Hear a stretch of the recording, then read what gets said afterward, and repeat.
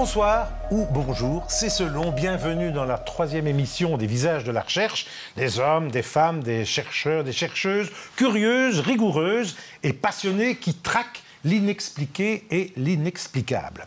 Aujourd'hui, c'est Sophie Hopvergeld qui est notre invitée. Bonjour, bonsoir. Vous êtes maître de recherche FNRS en géologie à l'UC Louvain.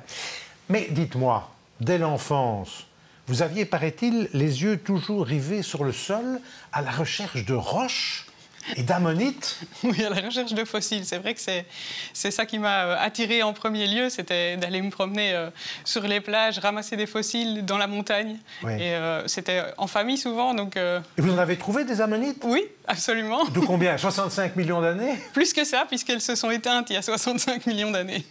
Donc finalement, votre recherche, c'est à la fois un rêve d'enfant et une intuition d'enfant. Alors, on peut dire un rêve d'enfant, mais je me suis posé la question, est-ce que j'allais vouloir continuer ça comme métier ou est-ce que ça allait plutôt rester une passion? Oui. Et j'ai eu la chance de pouvoir discuter avec des géologues qui m'ont dit, mais tu ne dois pas forcément que travailler sur les fossiles, tu peux garder l'attrait pour les fossiles, les minéraux, et développer après des sujets de recherche liés à la géologie, et c'est ça que j'ai choisi de faire. Alors, parce qu'aujourd'hui, vous êtes les pieds dans le présent, si j'ose dire, puisque vous étudiez les réactions à la surface de la Terre entre l'eau et les minéraux qui composent les roches, c'est-à-dire vous êtes dans l'étude aussi du dérèglement climatique. Oui, tout à fait. Donc, je travaille sur ce qu'on appelle la zone critique. C'est vraiment cette pellicule qui est depuis la base des nappes souterraines jusqu'au sommet de la végétation et qui, en fait, est le lieu de toutes les interactions entre l'eau, la roche, la végétation, etc. Et c'est dans cette région, dans cette zone-là, que tous les processus géologiques s'accélèrent en raison, comme vous le dites, du dérèglement climatique. Et c'est ça qui m'a intéressée. Vous quantifiez les changements? Je quantifie les changements et je vois leur accélération par rapport au temps géologique, qui est un temps long. Ici, sur un temps très court, je peux observer des phénomènes rapides. Et donc, vous êtes aussi, vous êtes chercheuse, mais est-ce que vous êtes un peu aussi exploratrice? Parce qu'on vous voit en Laponie, on vous voit en Alaska, donc vous êtes aussi sur le terrain. Oui, absolument. Je pense que j'ai besoin de voir ce sur quoi je travaille. Ça, c'est vraiment quelque chose de très important dans mon approche. Et pour comprendre les processus, il faut un petit côté aussi explorateur parce qu'on a besoin de pouvoir observer et développer du coup des stratégies pour aller échantillonner tout ça. Oui. Alors, vous êtes une spécialiste du permafrost, comme on dit. Hein. Vous allez nous rappeler ce que c'est.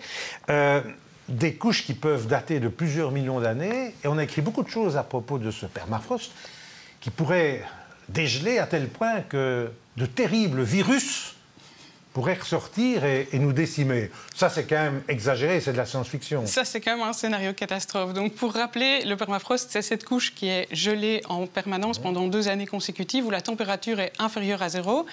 Et ça a été... Le plus ancien sur Terre ont 2,5 millions d'années et il s'est formé jusqu'il y a environ 12 000 ans. Oui.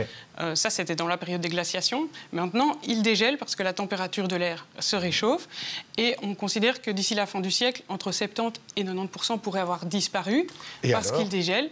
Alors, ce scénario dont vous parlez par rapport aux virus ou aux bactéries, en fait, il y a effectivement une portion du sol qui contient des virus et des bactéries, mais à ce stade-ci, rien ne permet de dire que ces virus ou ces bactéries sont transmissibles à l'homme. Donc, c'est suivi de près par les microbiologistes qui s'intéressent à cette question. Mais à ce stade-ci, c'est vraiment un scénario catastrophe. On parle parfois de virus zombies, etc. Mais ça, c'est vraiment exagéré. Vous êtes aussi spécialiste de la dark zone. Hein, ça, j'ai appris en étudiant votre dossier, où le glacier broie le continent en farine de roche et du coup, c'est noir et ça fond encore plus vite. Alors, je dirais j'ai résumé, plus ou moins. C'est un résumé. Donc, je dirais que c'est une collaboration que j'ai eu la chance de démarrer maintenant il y a 2 ans avec des chercheurs de plusieurs universités en Belgique et des explorateurs qui sont partis au Groenland. Et en fait, ce qui nous intéresse dans le cadre de cette collaboration, c'est vraiment cette poussière de roche qui est broyée par le glacier et qui, avec le retrait du glacier, est exposée. C'est une farine de roche. Et elle est emportée par le vent, elle se dépose sur la glace et elle noircit la glace. Et en raison de la présence de ces poussières, eh bien, la glace fond plus vite parce que c'est comme si on portait un t-shirt noir, les rayons du soleil sont absorbés et donc la glace fond plus vite. Et c'est important de comprendre les effets de cette poussière sur la fonte de la glace. Alors, vous êtes chercheuse, exploratrice, si j'ose dire, mais j'imagine que parfois, quand vous êtes sur le terrain, vous devez bricoler. Alors oui, à titre d'exemple, on s'est retrouvé sur le terrain en Alaska, on voulait échantillonner une rivière d'eau gelée, mais on n'avait pas anticipé qu'il pouvait y avoir jusqu'à 1 mètre de glace. Et donc, quand on a foré la rivière avec une tarière, on avait jusqu'à 1 mètre de glace. Donc, j'avais juste la longueur de mon bras. C'était trop court pour aller avec le matériel qu'on avait prévu pour aller échantillonner. Donc, on a dû bricoler une louche de fortune sur place qui était juste la taille du trou pour venir échantillonner l'eau avec mon bras. Oui, on a bricolé. Alors, une question grave. Je pense qu'on est quand même en pleine extinction massive, la 6e. C'est vrai que la Terre en a vu d'autres, mais l'humanité, est-ce qu'elle n'est pas en train de se tirer une balle dans le pied ? Alors, la Terre en a vu d'autres. On dit maintenant que c'est la 6e extinction de masse. Donc, c'est plutôt pour les espèces. La planète, effectivement, elle a connu des phases plus chaudes qu'actuellement. Mais ce qui est important de comprendre, c'est la rapidité des phénomènes. Donc, le fait d'être dans une situation qui est plus chaude, la planète l'a déjà connu. C'est les changements qui sont brutaux et qui sont beaucoup plus rapides. C'est l'accélération qui est vraiment la différence par rapport à tout ce que la Terre a connu dans le passé. Comme chercheuse, vous êtes inquiète, puisque vous êtes dans le bain, si j'ose dire, de cette recherche-là ? Alors, bien sûr, évidemment, je suis au cœur de la problématique et je me rends compte effectivement de l'accélération, mais je ne veux vraiment pas tomber dans le fait d'être gelé par ces phénomènes et de justement être inactive ou apeurée par ça. Justement, ce qui me maintient active, c'est de communiquer, de sensibiliser, pas seulement dans le monde de la recherche, mais aussi vers le grand public. On a fait des actions avec mon équipe pour faire des expositions, des conférences grand public, etc. Pour justement, ça nous permet d'être actifs dans ce domaine et conscientiser, sensibiliser. Oui, alors bon, vous le dites, il faut aller en Alaska, en Laponie, etc. Entre chercheurs du monde entier, est-ce que vous partagez vos données, vos échantillonnages, ou bien c'est un peu le chacun pour soi?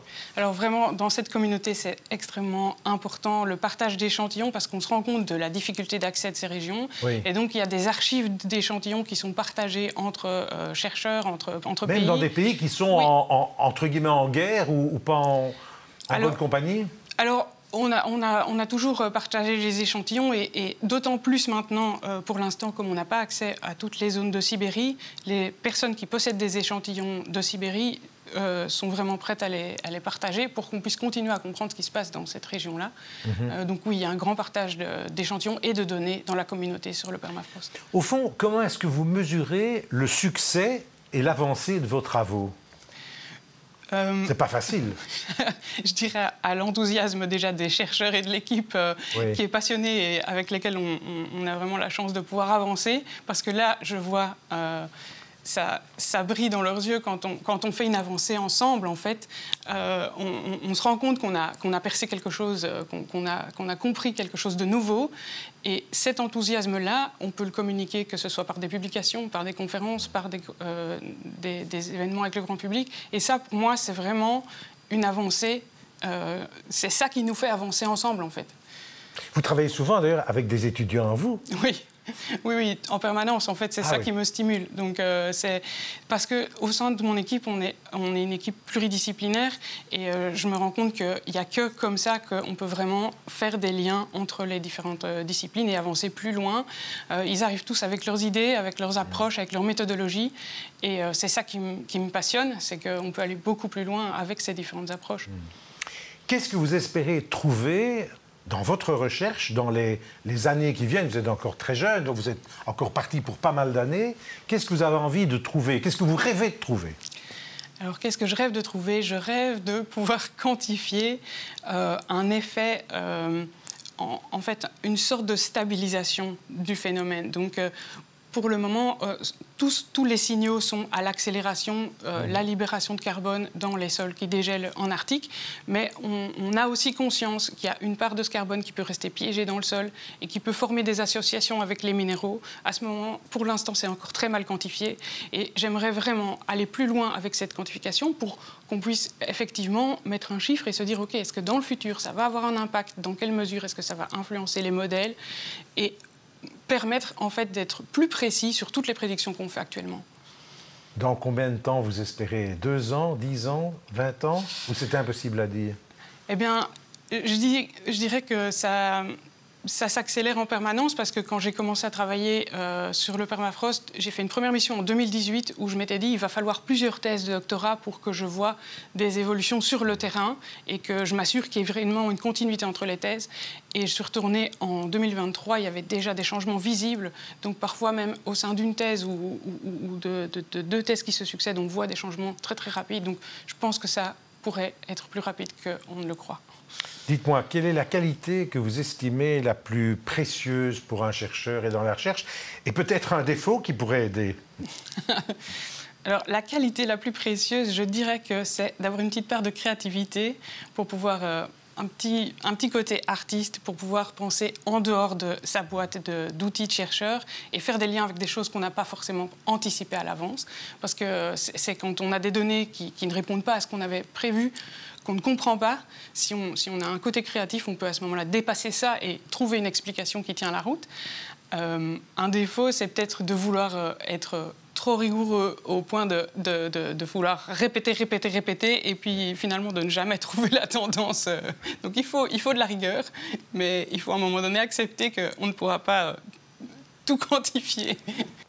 Merci Sophie Hopfergeld d'avoir été notre invitée. Et nous, on se retrouve bientôt avec d'autres chercheurs, d'autres chercheuses sur tous les sites d'IPM.